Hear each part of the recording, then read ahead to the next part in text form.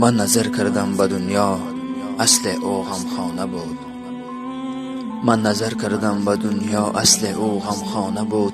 قصه های زندگیش پیش رو افسانه بود. جز دو روزی زندگانی هیچ معلومم نشد. چشم دل را من گشادم، این جهان ویرانه بود. گرچه با حسن و جمالش فخر می سازد، ولی آدمی در او مثال بلبل بیلانه بود. 100,000 مرد و زن را در نکاح خیش کرد.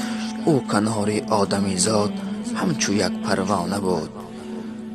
جان اقبال حرف من را خوب می باید شنید. گرچه عالم پر ز حسن است، بحر ما بیگانه بود. بحر ما بیگانه.